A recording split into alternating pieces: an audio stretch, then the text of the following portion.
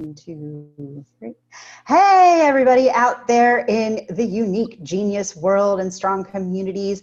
Thank you so much for tuning in again to our show today. I am super, super excited to share with you our guest today, Tonia. She is someone I have worked with who really, to me, just absolutely represents developer in the best ways and has some really interesting insights to how developer can look amazing and how it can also be a little bit of a shadow sometimes. So with that, I would love to say, Tonia, please introduce yourself. Where are you? A little bit about what you do, and make sure you share those top 5 talents with us. Well, I'm in Amarillo, Texas, and my top 5 strengths are developer, positivity, includer, restorative, and belief. And I'm a coach in Amarillo. I'm not doing a lot, but I'm working on it. I'm working on building it. Great. Well, and I know you've got a lot of things going on right now in the fire, right? So yes, I do. Everything going. It'll get there. Awesome. And I know it will. So for those of you out there who are not familiar with the developer talent, according to Gallup, are people exceptionally talented in the developer theme recognize and cultivate the potential in others. They spot the signs of each small improvement and derive satisfaction from evidence of progress. So, Miss Tonia, what do you love about your developer? I see potential in everybody's itty bitty tiny steps. Even when they don't feel like they're moving, I see them. I love the drive I have to help others. I love being able to walk things out with them and watch people grow. Yeah. All around me. And this is one of the reasons I really have you in mind, because one of the first times we worked together, you told me what your dream was. And right there is exactly why I know your dream is going to be a reality. Will you share with everybody what your dream is? Because this is such a developer dream. Yes. I want to have a help ranch, and I want to help people move from different stages, whether it's addicts or children who's been in foster cares their whole life, and when they turn 18, they lose their checks. And then they're just thrown out into the world. And 18 and no family, you're not ready for that. So I want a place where I can take people in and I can help them get to their next level. And I love that. And it is such a developer dream, which is why I think everyone will understand exactly why I had to have you on here today for this talent. Hey, Miss Rhonda, thanks for joining us. So flip the coin a little bit. What can drive you a little crazy about your developer? How does it get in your way sometimes? Well, not everybody sees their potential. Not everybody wants to see their potential. And not everybody wants to have help. So while I have this very passionate drive to help them, they're perfectly content with where they're at. Which drives me crazy because I can see their God-given abilities and who they are and where he wants them to go. So not being able to push them towards it, literally push them. Yeah. Yeah. And you know, and we had this conversation because I don't have developer, but I have maximizer, but I think they work in the same way. And I've been told that I hold very high expectations for people and they don't feel like they can live up to them. And I have a feeling that that's what happens with you as well with developers. You just see so much that people are a little scared of the greatness that you can see in them because not everyone is prepared or ready to see it for themselves, right? Right. Yeah.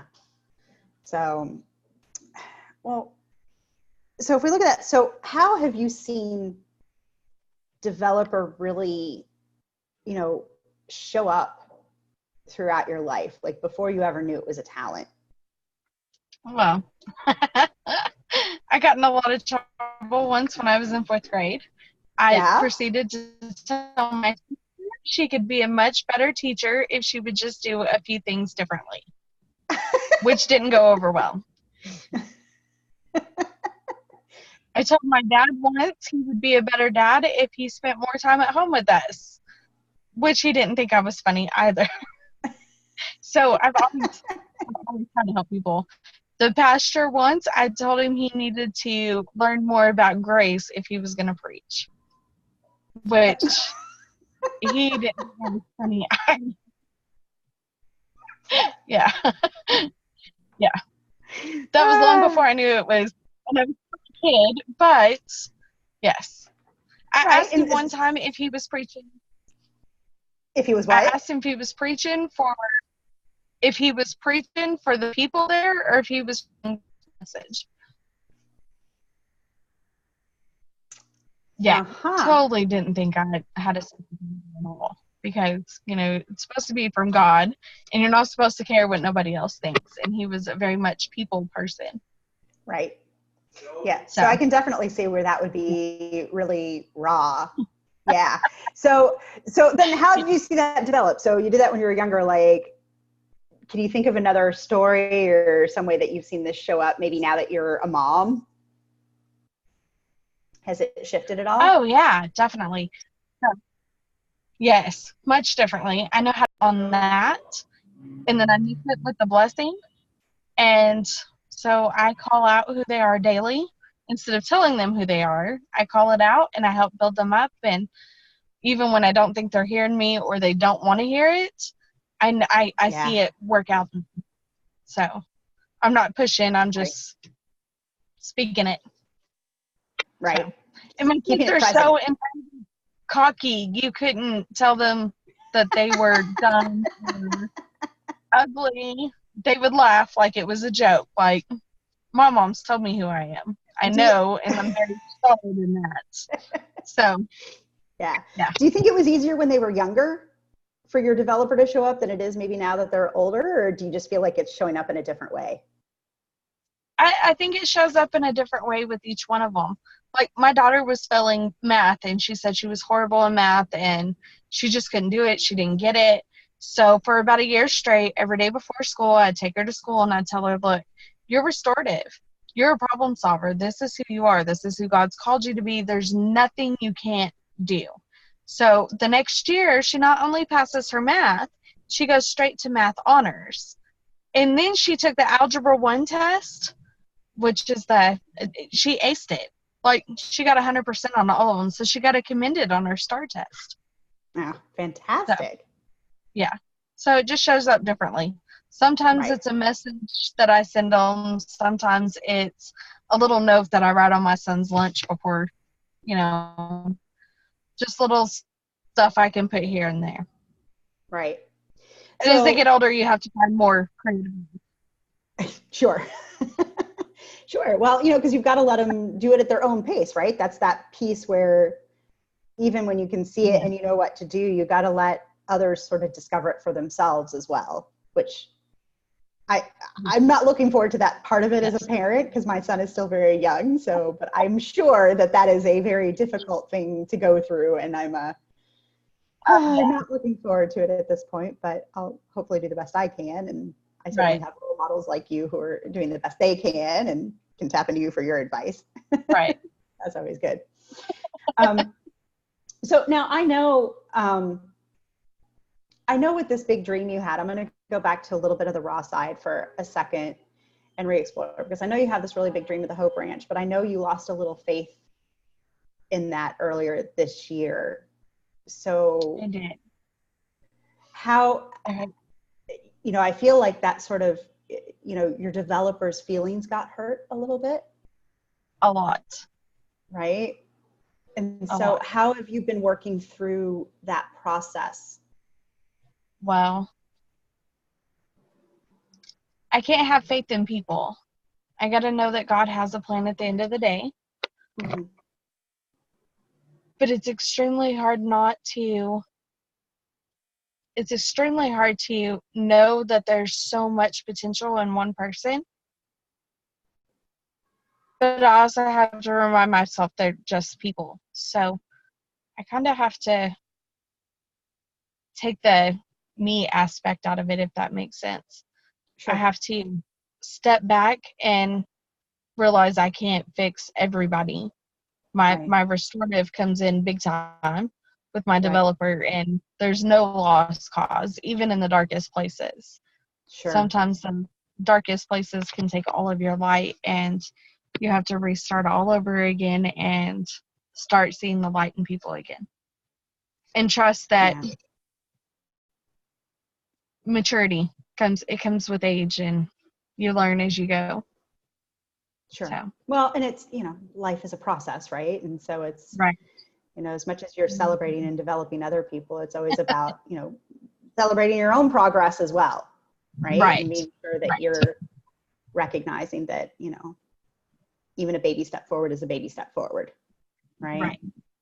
Right. So yeah, no, I just thank you for sharing a little bit about that, because I think that's a really important piece to bring up, because I think sometimes, we don't always talk about the triggers and things that can happen to us, but I know sometimes, in the case of putting your faith or your belief in someone really strongly and then having that trust broken in a very deep way can put a little bit of a tailspin on some of our talents, right? That doesn't mean our talent goes away, but it can certainly feel betrayed or and not have a way to show up. And so I've enjoyed might be the wrong word, but I know we've had a few conversations, and to see you come back from that and recapture your dream, because I think, like I said, your dream to me is just such a part of who you are, and I see that so easily for you that I really hope that it becomes a reality, because that feels truly your divine purpose, for what you would develop. So thank you for that. So when you look at your developer, you talked a little bit about, how it plays with restorative and a little with positivity. So tell me, how does developer play well with your other talents? How do all your other talents kind of show up and help your developer? Well, my includer helps it quite a bit, because I want to include everybody in all the progress that we can make. So in group settings, it works really, really well with my includer. And then my positivity, I don't see no darkness. There's no ugliness nowhere. It's all pretty and rainbows, and everybody's got the next step that they can go to.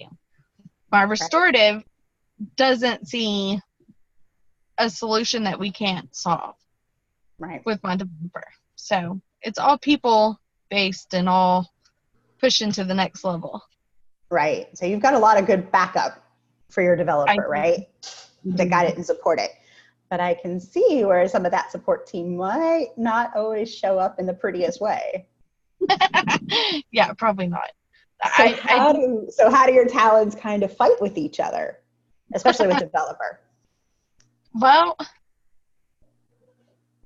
I guess, okay, so I have belief too. So I don't even know how to put it. I got my beliefs. So when my belief says this is a no-go, you need to walk away, my positivity says, of course not. There's no lost cause. Right. So I struggle to know when to walk away and when to dive in. And I get very excited, so I dive in a lot. So I guess it's the good and bad angel on both sides, and I sometimes right. No, So. absolutely. No, I totally get that. And like I said, that's why I said I can see how they play a really super support backup team, but they can also be a little bit of the devil on your shoulder that says hold on, right? That keeps you going when maybe the energy isn't going in the right direction. Right. For a little too long in one place. Rhonda's on here, and I know Rhonda has developers. So Rhonda, do you have any questions or comments for Tonia? I'm just curious if what you've got showing up or what you're hearing based on what you know developer to be.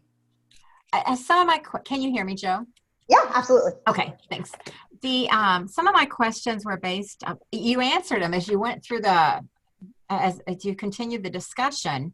I thought it was interesting that my empathy was with you when you were talking, Tonia, about how you stay with them and you see them and it's the little increments, but yet your heart, it takes a toll on your heart at times when you don't see that development taking place, when you know they have the potential, but they either don't see it in themselves or it's not the time in their lives that they're ready to take those steps forward.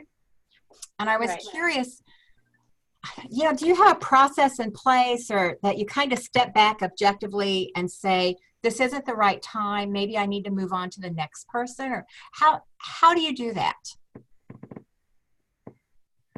Well, Sometimes I just know. I guess God tells me, and it would have to be a God thing to let it go for a minute. Mm-hmm. And then if it arises again, I'm there. If it doesn't, then I'm not. Mm-hmm. I guess. Okay, I don't really have a process. I just know when it's time to let go. And Mm-hmm. sometimes I don't let go quick enough. Yes, I understand that also. Yeah, I think we all have that. I know I've had cases in my life where someone said, how much patience are you going to have? And I'm like, until I don't. Right. Until I don't. I don't know what the straw is, but I'll know it when I know it. Right. I have grace for the moment. So Mm-hmm. when I need it, I have it. And then when I don't, I just don't. Uh-huh. And I'm horrible. And this is probably my developer downfall. If I'm done, I'm done. And I can very easily wash my hands and walk away and not ever look back. Okay. So, yeah. It's grace for a moment. Thank you. So you have grace while you have it, and Grace when I don't. Yep. Right. Yeah. I can totally appreciate that. So what would you want other people to know about developer that maybe don't have that talent, to help sort of keep misunderstandings at bay, or, improve relationships if they could understand that about you? I'm not bossy, and I'm not trying to control nobody. I'm not judgmental, which I get called a lot. I'm really not. I really just have a big heart, and I just want to help. And if I can see that I can help, I want to dive into that, and I want to do everything I can to help them.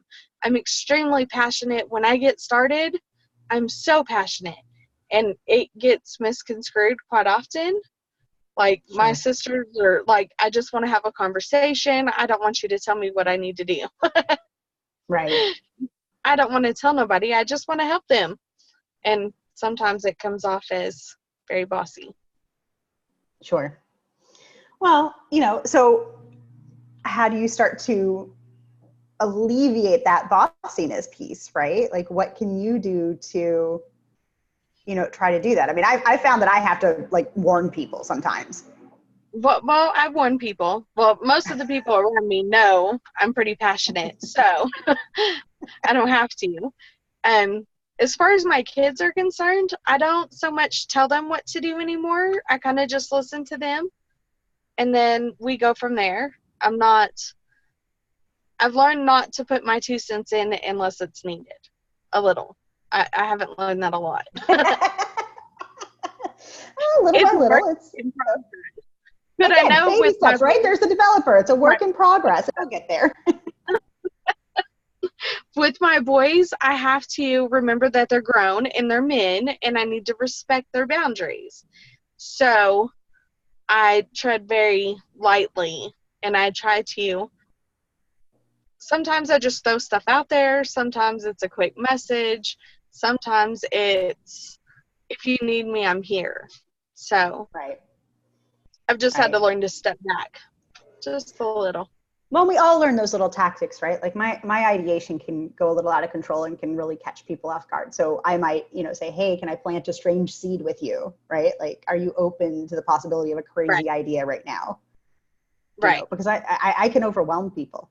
So it's finding those little tactics that you can use. And I do find that, generally speaking, if you ask a question instead of telling, which I'm not always good at doing, but I think with any talent, right, if you can ask a question instead of just going right in, it can help a lot. Oh, yeah. Yeah. No, I've learned that. Right. Yeah.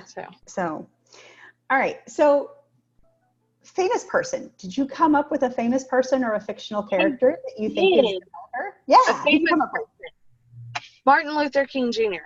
I love Martin Luther King Jr. Whoops, you just went on mute.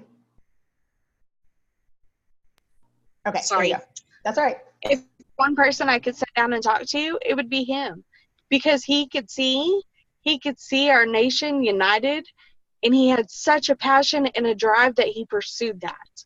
It made a difference. So I think that's totally got to be developer. What would you and ask probably him? some acting with her. Well, and What would probably I some good ask stuff him? in there. Yeah, what would you ask him? How he had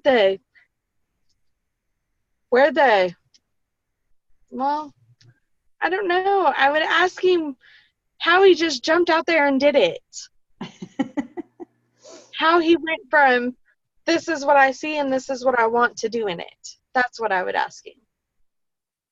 It's that deep His why. passion. Huh?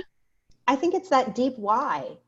Yes. When you have Yes. something that you're totally convinced about, I think it's hard not to take action on it. Right. At some I love point, that it becomes harder nothing not to do than, at some point, there's a line. I don't know when it is or what happens exactly, but at some point, it becomes harder not to do it than to do it. Right. Right. Right? I love So that. it's finding that line of when does it become harder not to do it? Like, there's no question this has to happen. Right. Right? Yeah. So I thought about that question a little bit too. And I'm curious as to what you guys think of this. Because I love Martin Luther King as an answer. So I came up with a fictional character. And I thought about Mary Poppins. Oh, I love Mary Poppins. Probably a developer. Right? She goes in, helps them pick it all up and get it all back together and work just the way it needs to and walks right on out. Right? And she wants to Yes. like give them the tools to love be able to do it themselves. And she wants to teach them. And she's, you know, it's not always perfect. In fact, Right. she's a little snarky sometimes, right? Like she's not always, everybody thinks of her as chipper and super positive, but she is not always. She's a little snarky sometimes. But, Right. but that's all in how she does things. And I really think it is about helping them become, you know, better people, stronger adults, that kind of thing with the kids. So, and even with the adults that she helps, because right, she just stick on the kids. So Mary Poppins was my I thought love Mary Poppins. on I that think one. that's a great example. So, and since I don't have developer, I was certainly curious to hear what you thought if you saw it the way I saw it. So cool. Oh, yeah. Totally. Awesome. Rhonda. Oh, Rhonda had Anne Sullivan with Helen Keller. Ooh, that's a good one. Tell us about that, Rhonda. I want to hear your thought on that. Because I think that's when you were talking about it, I hadn't thought about it. It just popped into my mind about someone that had so many, especially at the time period, so many things stacked against her, and for her to have Anne Sullivan as her teacher and mentor, and to imagine the patience that she had and how to reach Helen Keller, and for Helen Keller to develop into the person that she became and what society as a whole learned from this process and from her. I think that's an amazing investment in a person. And, you know, I'd be curious in asking her, what did you see? You know, what made you think that you could help this person? And I think it took a lot of courage to do that also on both parts. Oh, yeah. Yeah, I think Anne Sullivan's another great example. Oh, yeah, definitely. I love looking at this. See, I love these answers because it always opens our eyes. I mean, no matter how long I've been doing this, I learn something every time I do one of these shows. Every time I work with someone new, I always learn a new way that a talent shows up, and it marvels with me. And when Rhonda was asking those questions, like, what did you see in that person? I love Rhonda's curiosity and her learner. Like, she just has the most amazing curiosity about people. And I learned so much from her about being a better mom, just from her learner and the way she approaches things. So she's great at questions. I'm not, but she's great at questions. So overall with the strengths movement, like, because we talked a little bit about your roles. Actually, I want to ask this first. So we talked a little bit about roles, but do you see your developer showing up differently? Like, does it show up differently in your work versus maybe how you show up at church versus how you show up as a mom? No,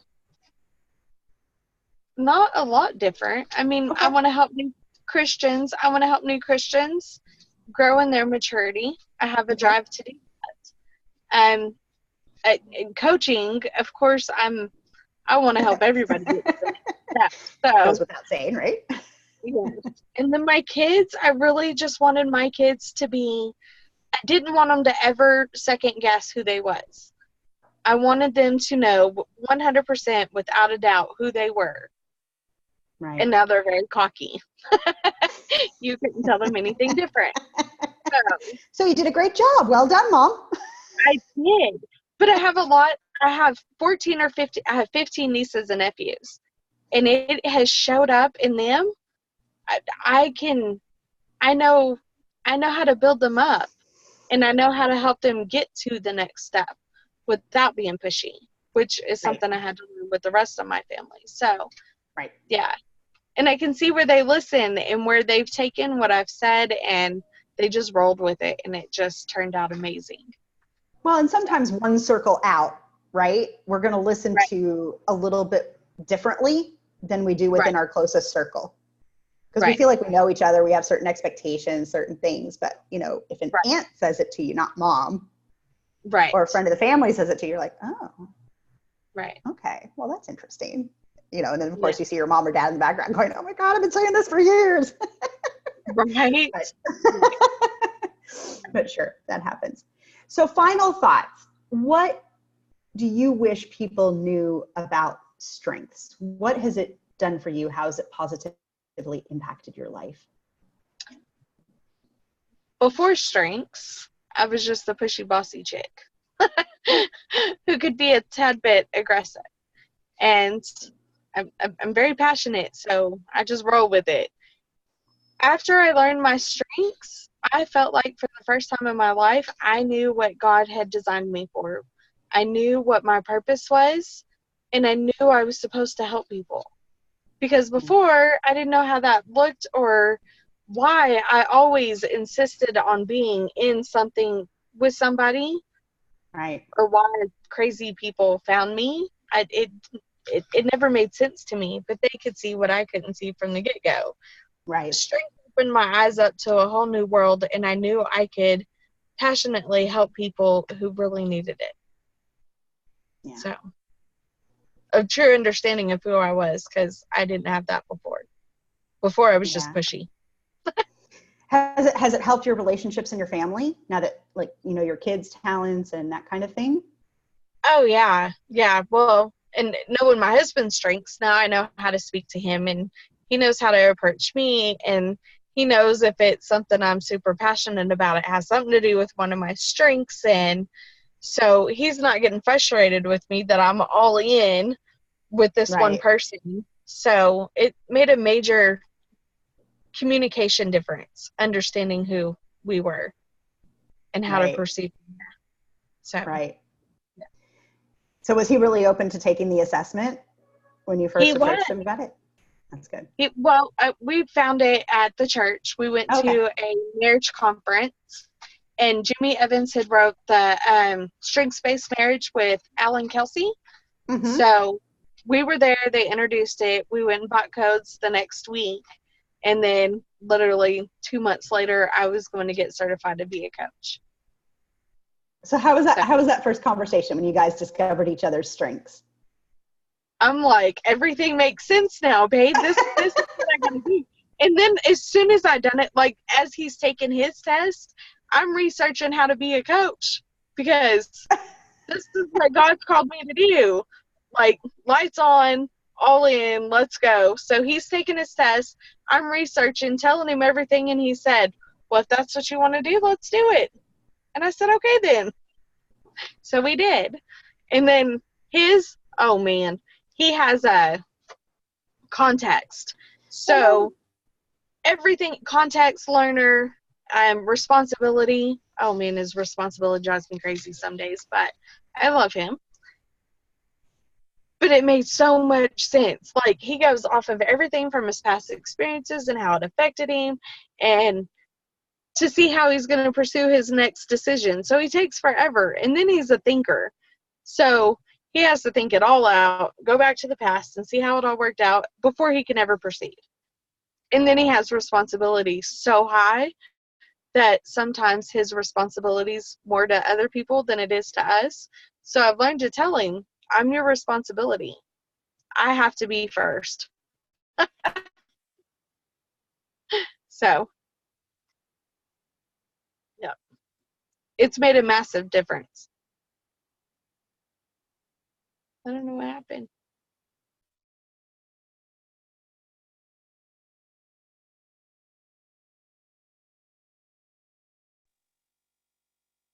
Oh, Are you there, Tonya? yes, I am.